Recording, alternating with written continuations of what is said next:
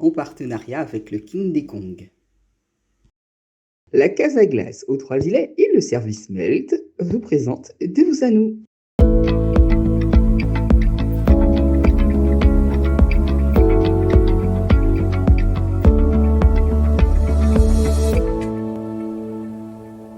Depuis une trentaine d'années, Fred Jean-Baptiste multiplie les apparitions dans le paysage culturel martiniquais. En tant que compositeur, arrangeur, Fred est un peu nulle part et partout à la fois. Ingénieur du son, monteur vidéo, responsable de production, concepteur, rédacteur, il est réalisateur et sachez qu'il est en charge de développement et communication à la ville de Font-Saint-Denis. Une polyvalence, mais oui, l'homme il a une polyvalence qu'il a dû apprivoiser pour en faire une alliée.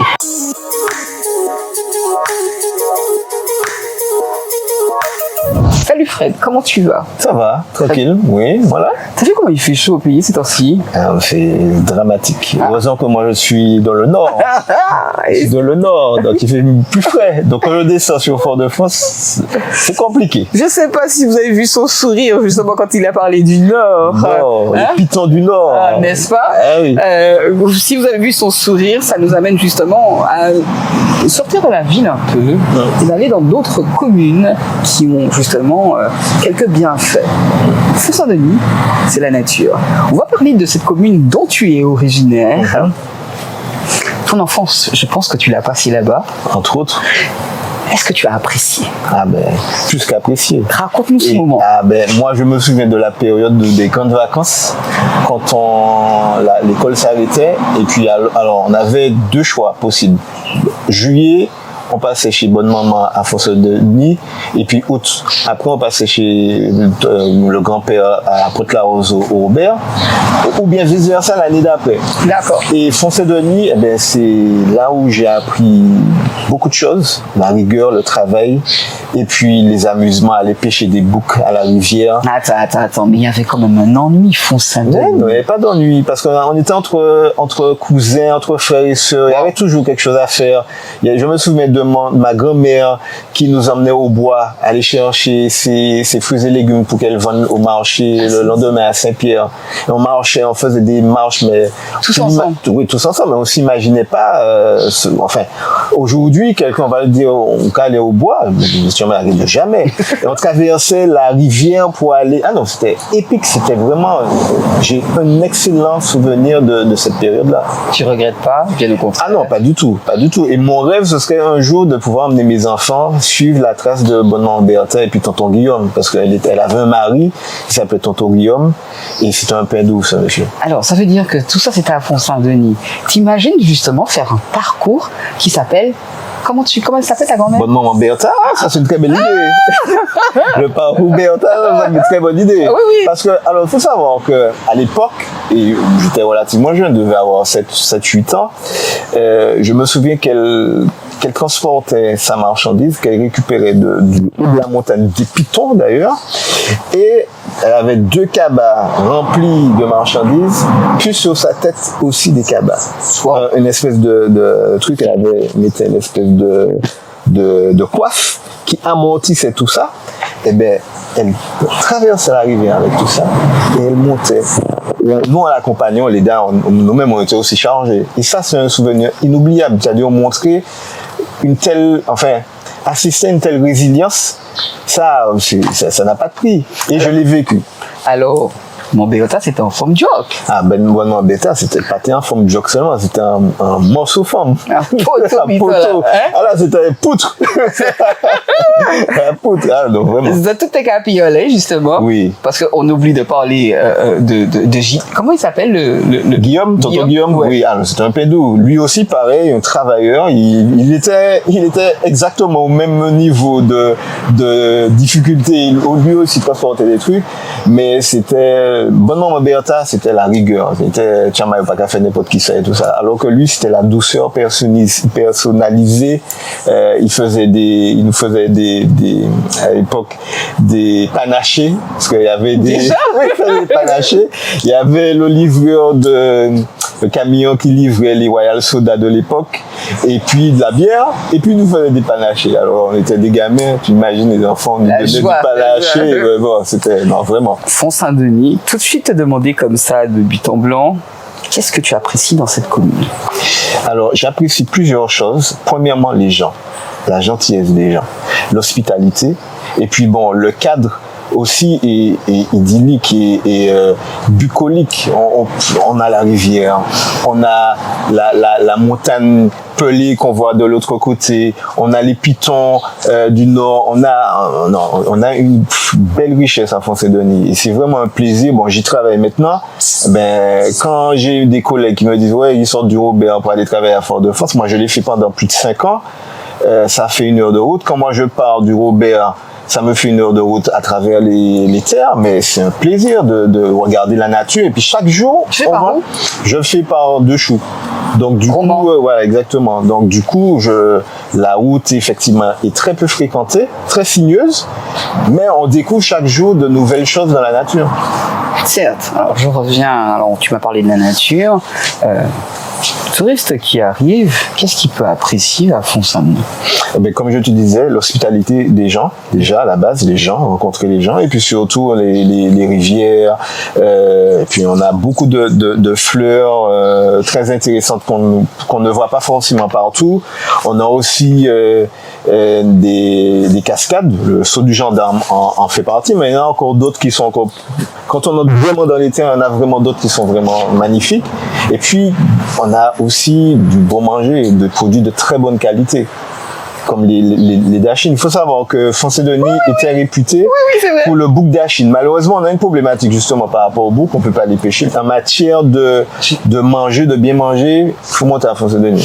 Alors, c'est à nous qu'incombe la responsabilité de veiller sur notre écosystème, quel que soit sur la planète. Exact. Quel est ton dernier geste citoyen très cher? Le dernier geste citoyen par rapport à... Ben, j'ai évité un manicou.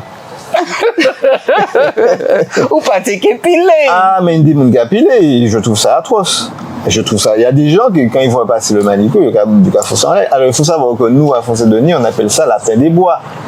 Et c'est un mets aussi qui est très recherché. C'est bon. Animal qui est protégé. Oui, n'est-ce pas? Voilà, n'est-ce pas? Mais bon, un geste citoyen, oui. Faire attention à l'écosystème, à la faune et à la flore qui nous entoure. On est obligé de faire attention. Voilà. Et justement, Font-Saint-Denis lutte. Tout à fait. On est vraiment inscrit dans cette démarche de valorisation de la biodiversité, donc sous toutes les formes possibles.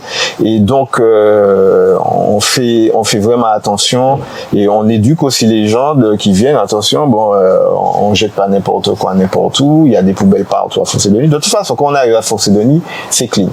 Donc celui qui vient jeter des détritus, il aura forcément un problème. Sauf qu'on a eu un problème il y a pas longtemps, parce qu'il y a un gros malpropre qui est venu jeter quasiment 1 tonne de détritus dans notre rivière, à la rivière Cola, et qui a nécessité des moyens énormes pour pouvoir enlever autour de la rivière. J'en parle parce que... Il a été verbalisé? On ne sait pas, il y a une enquête qui est en cours, mais on a retrouvé des éléments qui, a priori, permettront... Voilà.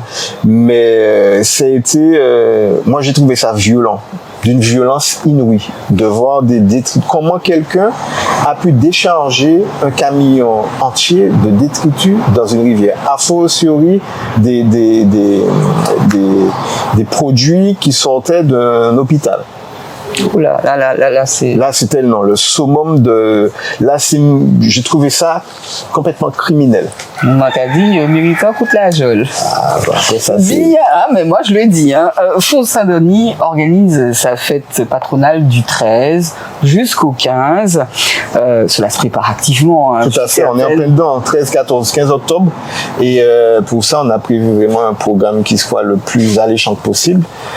Oui. Mais avant de me parler de ton programme, pour toi, qu'est-ce qu'une fête? Une fête, c'est pour moi le moment où on doit rassembler les uns et les autres. Aussi bien ça qui qu'entendre, qui ça qui pas qu'entendre. Et l'idée de la fête, justement, c'est de faire en sorte qu'on soit en capacité de réunir tout le monde autour d'un même projet, autour d'une même dynamique, pour que justement que les gens soient bien ensemble dans l'environnement qui leur est propre. Et la fête patronale de Font-Saint-Denis a toujours été une fête très réputée parce qu'on arrive justement, comme je disais en amorce, on arrive justement à créer cette convivialité parce que les gens sont de nature accueillants à Font-Saint-Denis. Non, mais c'est très important pour moi. Qu'est-ce que c'était avant? Font-Saint-Denis, il y avait les échoppes tout autour de la place des fêtes, la place Jules Pin. Il y avait différentes échoppes de boire, manger et tout ça, dont le bouc d'Achine. Et c'était le moment extrêmement convivial avec le cheval-bois, avec ce genre d'activités, des macocanes, des concours il y avait pas mal de choses à Font-Saint-Denis qui malheureusement ont quasiment... Ça dure une semaine déjà. Ça dure un peu plus dur, oui, c'était sur de longues périodes. Maintenant, c'est beaucoup plus compliqué parce qu'en termes de moyens pour une municipalité de faire une fête patronale sur 2 semaines ou une semaine, c'est compliqué. Donc nous, on est obligé de se réduire à un week-end. C'est déjà pas mal. C'est déjà pas mal, mais bon. Oui, c'est pas mal, mais bon, on pourrait faire mieux. Parlons de ce week-end, du vendredi donc jusqu'au dimanche. Qu'est-ce qu'il y aura là-bas? Alors, le 13. Le 13 déjà, c'est le vendredi. Donc, depuis l'année dernière, on a le parti pris de mettre en avant d'avoir à la fois le côté festif et aussi le côté éducatif, le côté information. Donc, l'année dernière, on avait fait une conférence débat qui était autour du trigonocéphale. Donc, c'était sur est-ce que les dangers et tout ça. Là qui pote et c'est pas. Oui, mais bon. Et justement, ça a permis d'un peu démystifier le serpent qu'on voyait comme étant une espèce d'animal un peu qui n'a pas sa place dans la nature, alors que pas du tout. L'animal, il est là. Si on n'y touche pas, il n'attaque pas. Par contre, si on se retrouve derrière et puis on le dérange dans sa quiétude, eh bien là, il va attaquer. Donc voilà. Mais de manière générale, on a Monsieur Rosenberg, qui est un chasseur de serpents, a bien expliqué. D'ailleurs, il était venu à l'occasion de cette conférence débat-là avec des petits serpents qu'il a présentés. Et ça a eu un franc succès. Et donc cette année, toujours dans cette logique de conférence débat, on aura une conférence débat axée sur la problématique de la biodiversité. Donc à la fois est-ce qu'on peut concilier biodiversité, c'est-à-dire protéger notre biodiversité, et développement économique et touristique. Donc c'est un débat qui sera mené donc on a fait appel aux gens de l'ADEAL, de l'ODE, aussi d'Aribio, qui est une association qui fait des recherches sur les micro-organismes et tout ça, et puis la fédération de la pêche en rivière.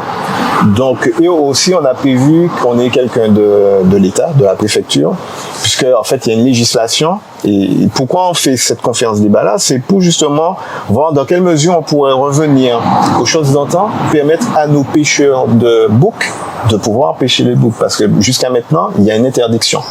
Donc voir s'il n'y a pas moyen, je ne sais pas, d'envisager un peu comme la pêche aux oursins, d'avoir une période donnée où il y a des gens qui peuvent effectivement pêcher. Donc dans cette conférence débat-là, l'idée c'est de pouvoir avoir des pistes qui vont nous permettre de savoir dans quelle direction on va. Surtout qu'on est aujourd'hui entré on est patrimoine mondial de l'UNESCO avec le Piton du Nord, sachant que Font-Saint-Denis en plein dedans. On correspond à 80%. Ah oui, c'est fierté. On correspond à 80% de la zone tampon autour des pitons. Donc, qui fait que, forcément, on est en première ligne sur la problématique de préservation de cette zone tampon et de cette biodiversité qui en fait partie. Qui est convié? Tout le monde. Toute la population de la Martinique est conviée à monter à Font-Saint-Denis. Après, peut-être que la Martinique va basculer sur le seul côté.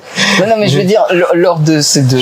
tu parles de la conférence. Hein. D'accord, tout le monde est convié. Maintenant, bon, s'il y a suffisamment de place, s'il n'y a pas suffisamment de place, bon, on va essayer d'organiser avec des écrans à l'extérieur. Mais tout le monde est convié, aussi bien des personnes, des scientifiques ou des personnes qui ont un attrait particulier sur ce domaine-là, et puis aussi la population lambda, les gens qui veulent s'intéresser à la question de l'équavif et des boucs.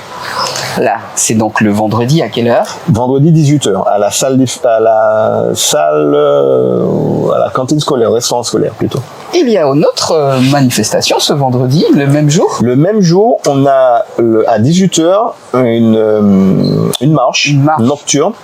Donc l'idée, justement, avec des flambeaux? Non, avec des torches. C'est-à-dire que des torches frontales. Et on va faire ça avec sécurisé avec un guide moyenne montagne, qui est un agent de la commune, qui est monsieur Delbé, qui connaît Foncé-Denis comme sa poche. Et l'idée, c'est justement, parce qu'on sera en pleine lune, c'est d'apprécier la pleine lune, d'apprécier les lumières de la pleine lune sur les pitons et sur la montagne pelée. Donc, pendant toute cette marche-là, en fait, il y a un circuit, on pourra avoir d'un côté, à un moment donné, le versant montagne pelée, et à un autre moment, on va avoir les pitons. Et ce sera magnifique. Et à l'issue de ces deux manifestations-là, eh ben, il y aura un boire-manger autour d'une soupe locale, faite avec les produits de Foncé-Denis. Waouh! Voilà. Ça, c'est pour le vendredi. Ça, c'est pour le vendredi. Parlons de ce fameux samedi. Ah, le samedi aussi, c'est... Oui, non, mais alors, voilà. On a beaucoup de choses. C'est vrai que cette fête patronale-là, on a tenu à ce qu'il y ait du contenu pour que les gens de l'extérieur puissent véritablement voir qu'il y a du potentiel à Foncé-Denis et puis valoriser nos gens à Foncé-Denis. C'est ça qui est très important. Il faut vraiment qu'on valorise les personnes et le travail qu'ils font. Et alors le samedi, on va commencer le matin avec les enfants parce qu'on a souhaité associer le public enfant à cette manifestation. Donc les écoliers vont faire avec les adultes une course relais qui va commencer du quartier le quartier de la Tranchée vers le centre-bourg, donc à proximité de la place Jules Pin. Donc ce sera un relais entre les enfants et les adultes, suivi d'une présentation, parce qu'au préalable, il y aura un concours de dessin entre les enfants qui vont justement faire des dessins autour de la biodiversité. Donc ils devront dessiner, la thématique, c'est dessine-moi ta faune ou ta flore. Voilà. Donc peut-être que certains vont dessiner des malicots ou des serpents, qui sait. Et à 10h justement, ce jour-là, le samedi, il y aura une restitution de ces dessins-là avec des remises de prix, et suivi par une projection d'un film qui s'appelle, si ma mémoire est bonne, Astico. Voilà. J'ai oublié en gros, mais c'est Astico. Et en fait, c'est un film qui s'adresse à ces enfants-là. Donc, c'est en partenariat avec l'Atrium. Bien. Ouais. J'ai entendu parler d'un happening de Lauriane Pernaut. Voilà, donc juste avant ça, Jean Lourin, oui. On est à côté, limite quasiment. Oui. Alors, il faut savoir que donc après effectivement la diffusion du film Astico, en parallèle aussi on a un tournoi de domino belote et aussi de pétanque. Donc ça c'est pour notre public. Voilà, exactement. Et l'année dernière, on avait fait une manifestation qui s'appelle Ambiance Vacances. Il y a eu plus de 30 participants et ça s'est très bien passé. Et là, cette année, on va l'intégrer dans la fête patronale. Et effectivement, à partir de 13h, au lieu dit Glacis, alors il y a plusieurs noms. Il y a certains qui disent que là, ça s'appelle Glacis ou en Badouchla. Donc, c'est un endroit qui se trouve à peu près 500 mètres plus bas ça a mieux situé, pour pouvoir nous permettre de mieux situer, à peu près 500 mètres plus bas du saut du gendarme. Mm-hmm. Et en fait, cet espace est intéressant parce qu'il y a un gros tuyau d'eau, on appelle douche là, parce que les gens viennent s'y baigner en dessous. J'aime bien. Voilà. Et l'idée, justement, de cette volonté d'être autour de la biodiversité, de la nature, l'idée, c'était de proposer quelque chose d'innovant. Donc, avec Lauriane Pernaut, on a pensé à quelque chose qu'elle a appelé un happening, où en fait, elle aura des mannequins qui vont présenter des bijoux, des accessoires, de vêtements qu'elle aura confectionnés à partir des éléments naturels qu'on retrouve sur le lieu. Donc à la fois des plantes, à la fois des pierres et aussi à la fois de l'argile. Et on a une argile de très bonne qualité. D'ailleurs, tous les jours, quand je fais mon repérage, quand je faisais mon repérage pour cette manifestation-là, ben, à chaque fois que j'y allais, je voyais des gens qui revenaient comme des hommes d'Oli, tout en vert, parce qu'ils ont mis de l'argile, ils se foutaient avec de l'argile, et puis après, c'est un bienfait naturel, et après, ils allaient se rincer dans la rivière.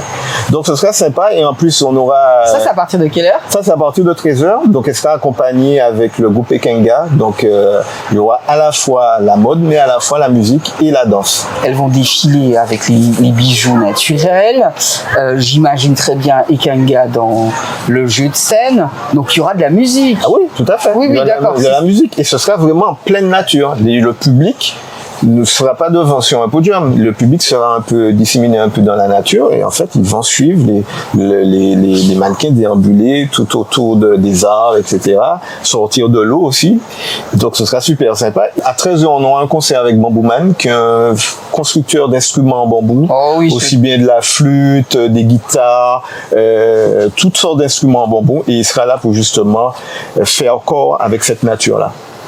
On aurait pu même le mélanger à la manifestation précédente. Pourquoi? Parce que ça se marie bien, mais c'est très bien. Alors justement, à partir une fois qu'on aura fini le concert de Bamboo Man, après, on se rejoint le soir sur la place Jules Pin avec un plateau d'artistes de Font-Saint-Denis. Et on aura une artiste qui a un groupe qui s'appelle Tambour les Rosiers, qui s'appelle Binti, qui est donisienne d'origine et qui va proposer un répertoire très éclectique à partir de mélange entre les tambours, guitare et compagnie. Je connais pas du tout cette personne. Binti, eh bien, ce sera l'occasion, elle a une très jolie voix. D'accord, déjà au premier lieu. Et puis, je suis en train de me dire, mélanger le tambour. Des instruments un peu électriques, piano, guitare, oui, ça donne un cocktail assez sympathique. Donc, c'est très riche. Voilà. Bien. Donc, là, c'est pour le samedi. Et on clôture le samedi comme ça. Voilà. Alors, le dimanche, c'est quelle heure quand même? 21h30, 22h, je pense. Ça va pas aider, parce que le lendemain, on a une grosse journée. Il faut pas non plus fatiguer nos Donisiens non plus. Le dimanche, on aura la traditionnelle messe le matin, suivie du défilé, le cortège avec les officiels, les associations de la commune, pour justement cheminer vers le monument aux morts, donc il y a un dépôt de gerbes. Et ensuite, on aura la présentation de la plaque de la rue Joby-Valente d'Hersion. Voilà, donc il y a un point d'ordre, donc il faut savoir que Joby-Valente est originaire de Font-Saint-Denis. Mais qu'est-ce que c'est bien d'honorer les gens pendant qu'ils sont encore en vie? Tout à fait. Non mais ça c'est incroyable. Il faut savoir que Joby-Valente, au-delà d'être une chanteuse très connue, reconnue, une comédienne qui a joué dans pas mal des plus grands films à grande écoute, en tout cas des films qui ont eu du succès comme ma première étoile par exemple, où elle a crevé l'écran avec Firmin Richard. C'est aussi une militante des droits de l'homme et militante tout court, vraiment qui a vraiment rayonné sur toute la diaspora, aussi bien en Afrique, aussi bien aux États-Unis, aussi bien en Europe. Donc il était important que cette dame-là soit honorée de son vivant. J'aime les gens qui m'aiment et les gens m'aiment les gens qui m'aiment pas, et ça j'aime. C'est ça. Quelqu'un qui s'affirme autant, c'est vraiment bien de votre part de l'avoir honoré. Bien sûr, parce que toutes les luttes, aussi bien, en tout cas les luttes féminines, elle en a fait partie. Je pense qu'aujourd'hui, si on a des femmes qui sont entrepreneurs, des femmes qui sont même artistes et qui n'ont pas honte, parce qu'à l'époque où elle a commencé justement à cheminer vers ces métiers-là, c'était dans les années 50. Quand on était une femme et on partait à Paris pour faire des cabarets, on était considéré comme moins que rien. Elle sera donc présente? Elle sera forcément présente. Elle sera forcément présente pour justement faire la présentation de la plaque. C'est quoi son ressenti? forcément très honorée et contente qu'on ait pensé à elle. Voilà. Aussi simplement parce que c'est une personne qui a beaucoup d'aura, mais surtout qui est d'une simplicité, d'une gentillesse qui est sans nom. Bien, nous poursuivons. Après la présentation de la rue Joly-Valendersian, on va retourner sur la place Jules Pin où on aura un brunch champêtre. Donc d'habitude on fait un vin d'honneur, mais là c'est un brunch champêtre où on a tenu absolument à ce que la population puisse rencontrer les officiels qui seront là, que ce soit les sénateurs, préfets, députés, maires, etc. Que tout le monde communique entre eux.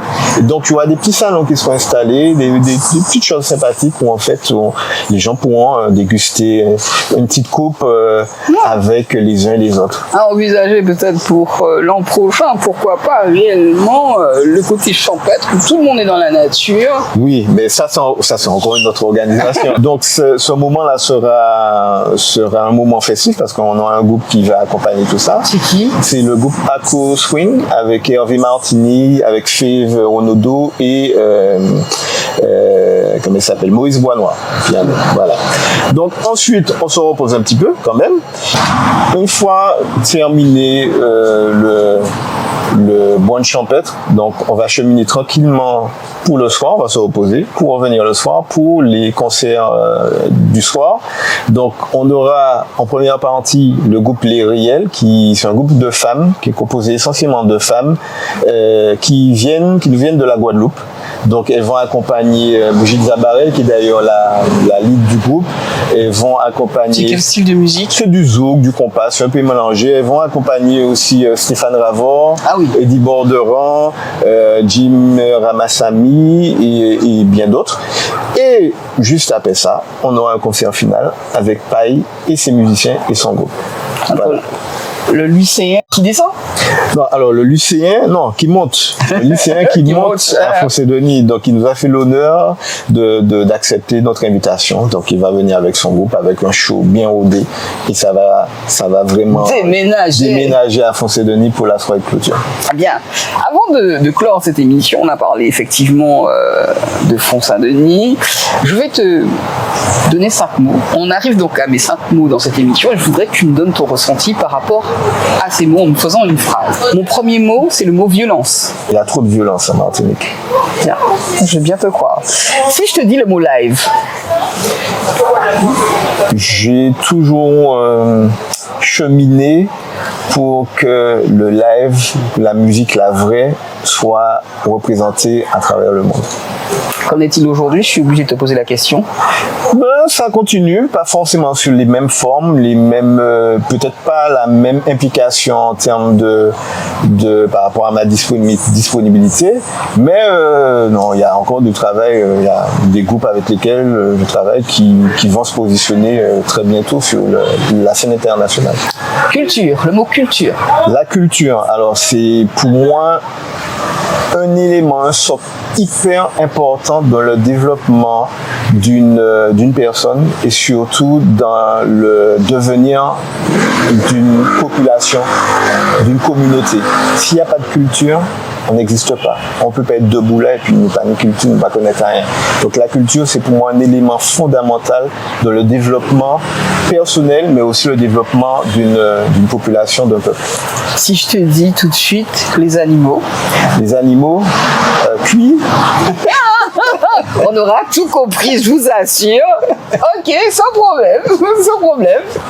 Les animaux, à nouveau. Les animaux, oui, les animaux, eh ben, il faut les préserver, notamment ceux qui sont malheureusement, qui font l'objet de braconnage, parce que ça existe notamment ici, aussi bien les braconnages des oursins, braconnage même des manicots aussi. Donc il faut préserver, faire attention à nos animaux endémiques. Et le dernier mot, ça va être celui-là, la famille. La famille, c'est la base. La base. C'est la famille, pour moi, c'est la base. Si j'ai la chance encore de réaliser des projets, c'est grâce à la famille. Et ça a toujours été la famille. Et j'essaie de perpétuer ça aussi avec mes enfants. Justement, leur donner leur expliquer que la famille, c'est la base de notre vie. En effet. Et moi, je me revoyais avec Lémia, tu vois, je suis en train de t'écouter, mais je me revoyais avec Lémia. L'émission passe bien vite, c'était le 2 amis en ta compagnie, mais là, on a parlé de Saint-Denis, mais je tiens absolument, un de ces jours, à ce que tu reviennes me parler de toi et de tes productions. D'accord, avec plaisir. Merci. Ben, ce sera peut-être l'année prochaine, hein, si je me prête encore en vie. C'était pas le seul. On a fêté les 25 ans de carrière. Déjà? Oui, 25 ans. Ah, putain. Très vite, très vite. On s'en rend même pas compte. Ouais, ça va très vite. Voilà. Merci beaucoup. C'est un plaisir, Canel. Merci. Merci.